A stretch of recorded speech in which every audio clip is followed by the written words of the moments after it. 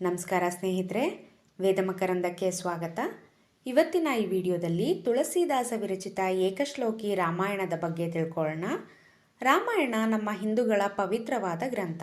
ರಾಮಾಯಣ ಪಾರಾಯಣೆ ಮಾಡೋದ್ರಿಂದ ನಮ್ಮ ಪಾಪಗಳು ಪರಿಹಾರ ಆಗುತ್ತೆ. ಮತ್ತು ಚಿಕ್ಕ ವಯಸ್ಸಿನಲ್ಲೇ ರಾಮಾಯಣವನ್ನು ಓದಿ ರಾಮ, ಲಕ್ಷ್ಮಣ, ಭರತ, ಶತ್ರುಘ್ನ, ಸೀತೆ ಇವ್ರ ಬಗ್ಗೆ ತಿಳ್ಕೊಳ್ಳೋದ್ರಿಂದ ಅದರಲ್ಲಿ ಬರೋವಂಥ ಒಂದೊಂದು ಪಾತ್ರದ ಬಗ್ಗೆ ತಿಳ್ಕೊಂಡ್ರೆ ಅವರು ಮಾಡಿದಂಥ ತ್ಯಾಗ, ಸನ್ಮಾರ್ಗದ ನಡತೆ, ಧರ್ಮಬದ್ಧವಾದ ನಡತೆ, ಸತ್ಯದ ದಾರಿಯಲ್ಲಿ ಸಾಗಿದಂಥ ರೀತಿ, ಧರ್ಮಕ್ಕೆ ಸಿಕ್ಕಿದಂಥ ಜಯ, ಅಧರ್ಮಕ್ಕೆ ಉಂಟಾದಂಥ ಸೋಲು, ಇದೆಲ್ಲವನ್ನು ಅರ್ಥ ಮಾಡಿಕೊಂಡು ನಮ್ಮ ಜೀವನವನ್ನು ನಡೆಸಿದ್ರೆ ಜೀವನ ಸುಗಮವಾಗಿ ಸಾಗೋದಲ್ಲದೆ ಜೀವನದಲ್ಲಿ ಯಾವುದು ಕೆಟ್ಟದ್ದು ಯಾವುದು ಒಳ್ಳೆಯದು ಅಂತ ತಿಳ್ಕೊಂಡು ಜೀವನ ಉತ್ತಮ ಮಟ್ಟದಲ್ಲಿ ಸಂತೋಷವಾಗಿ ಸಾಗುತ್ತೆ. ರಾಮಾಯಣ ಪಠನೆಯನ್ನು ದೇವಸ್ಥಾನಗಳಲ್ಲಿ ವಿಶೇಷವಾದ ದಿನಗಳಲ್ಲಿ ಕೇಳ್ಬೋದು. ಆದರೆ ನಮ್ಮ ಮನೆಗಳಲ್ಲಿ ಹಬ್ಬ ಹರಿದಿನಗಳಲ್ಲಿ ಪೂಜಾ ಪುನಸ್ಕಾರಗಳನ್ನು ಮಾಡುವಾಗ ಸುಲಭವಾಗಿ ನಾವೇ ರಾಮಾಯಣ ಪಠನೆಯನ್ನು ಒಂದೇ ಒಂದು ಶ್ಲೋಕದಲ್ಲಿ ಹೇಳ್ಕೋಬಹುದು. ಅದೇ ತುಳಸಿದಾಸರು ಬರೆದಿರೋ ಅಂಥ ಏಕಶ್ಲೋಕಿ ರಾಮಾಯಣ. ಯಾವುದೇ ಪೂಜಾ ಕೈಂಕರ್ಯಗಳನ್ನು ಮಾಡುವಾಗ ರಾಮಾಯಣ ಪಾರಾಯಣೆ ಮಾಡಬೇಕಂದ್ರೆ ತುಂಬಾ ಸಮಯ ಹಿಡಿಯುತ್ತೆ.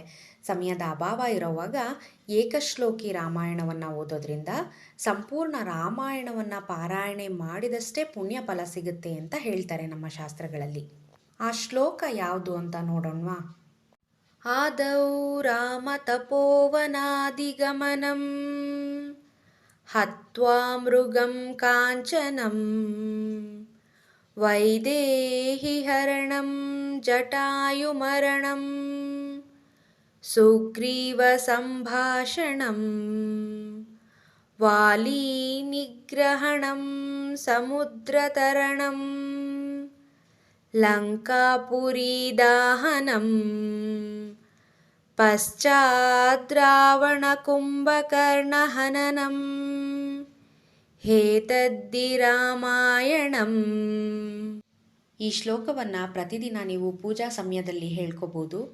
ರಾಮಾಯಣ ಪಾರಾಯಣೆ ಮಾಡಬೇಕು ಆದರೆ ಸಮಯ ಸಿಗ್ತಾ ಇಲ್ಲ ಅನ್ನೋ ಸಂದರ್ಭದಲ್ಲಿ ಏಕಶ್ಲೋಕಿ ರಾಮಾಯಣವನ್ನು ನೀವು ಹೇಳ್ಕೋಬೋದು.